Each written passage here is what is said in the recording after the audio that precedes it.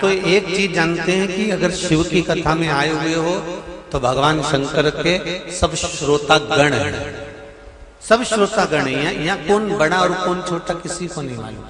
श्रवण कुमार जब जल पीने के लिए गए, जल भरने के लिए गए, तब परशुराम भगवान आकर खड़े हो गए और परशुराम जी ने कहा मुझे पानी पीना है, मुझे जल दे दीजिए। तब श्रवण कुमार उनको पानी पिलाने लगे। ये समझने वाली बात है, जैसे कथा के पंडाल में कौन बड़ा कौन छोटा, कौन कितना बुद्धिमान, कौन कितना विवेकवान, कौन कितना गादीवान, कौन कितना कुर्सीवान, यहाँ व्यासपीठ के सामने या शिव महापुराण के सामने या भगवान की कथा में आप कितने बलवान हैं, आपकी कितनी सत्ता है, उससे कोई मतलब नहीं। कुएं के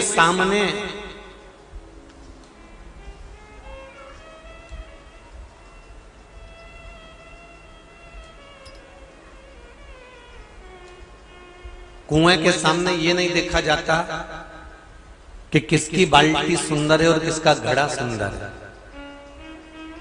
कुएं के सामने ये नहीं देखा जाता कि किसका पात्र चांदी का है, किसका पात्र सोने का है।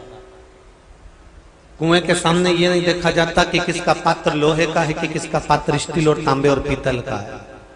कुएं का पात्र, कुआं हमेशा बस यही देखता है कि मुझे तो प्यासे को पानी पिलाना है, मुझे चांदी के बर्तन या सोने के बर्तन या लोहे के बर्तन या तांबे के बर्तन या पीतल के बर्तन से मुझे मतलब नहीं है।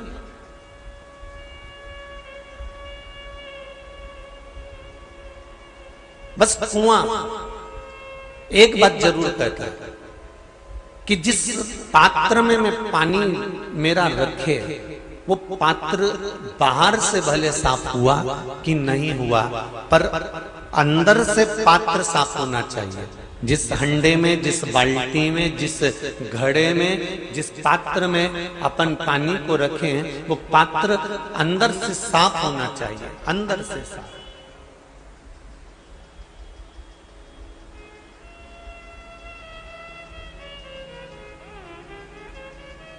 कुआं बस एक ही चीज जानता है। उसी तरह कुआं प्यासे की प्यास बुझाना जानता है, और किसकी प्यास बुझाना चाहेगा। अगर कोई गंदी बाल्टी में पानी भर लेगा तो कौन पिएगा? कोई पिएगा कि गंदी बाल्टी का पानी? उसमें कचरा पड़ा है, मिट्टी पड़ी है, गंदगी पड़ा है, उसमें कागज पड़ा हुआ है, बहुत सारा कपड़ा पड़ा हुआ है, ऐसा पानी कोई पिएगा? नहीं। वो तो कहता है कि अंदर से पात्र साफ होना चाहिए, भले बाहर से कितना भी गंदा हो, पर भीतर से साफ होना चाहिए। उसी तरह भगवान कहते हैं कि शिव महापुराण, राम कथा, भागवत कथा, सत्संग, प्रवचन, तीर्थ, ये तो सब कुआं है, और उस कुएं में सब तरह के लोग पानी पीने के लिए आते हैं, और सब तरह के लोग पानी पीने आते हैं। और उस कुएं में पात्रवान वही होता है जो अंदर से साफ होता है। उसमें कुएं का जल, उसमें शिव महापुराण का जल, उसमें राम कथा का खाते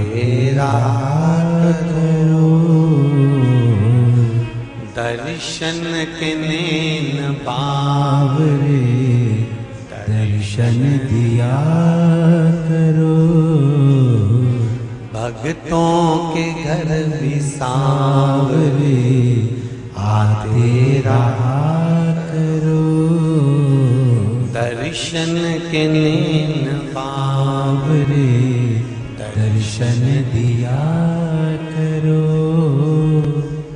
कहते हैं प्रेम से प्रभु छिलके भी खा गए। दूसरा, शंकर भगवान के मंदिर के द्वार पर, चौखट पर तू बैठी मिलना। और सुन लक्ष्मी, आज तूने मुझसे पूछा कि आप आज्ञा करें, मैं इतना खुश हूं कि अपना महासंबोधन, जो महादेव का महासंबोधन है, शिव कहते हैं मेरा महासंबोधन मैंने अपनी पार्वती को भी नहीं दिया, पर मैं तुझे प्रदान करता हूं। आज से तू लक्ष्मी नहीं, क्या नाम होगा? महालक्ष्मी कहलाएगा।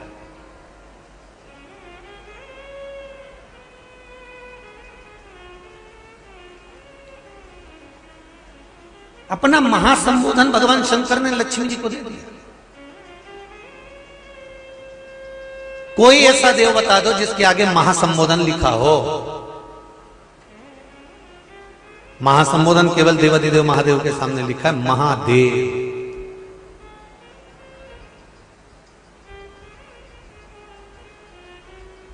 और अपने शरीर को ठीक कर दो। सात्विक भोजन, अपने शरीर को, व्रत बाद में भी हो जाए, अगले वर्ष हो जाए।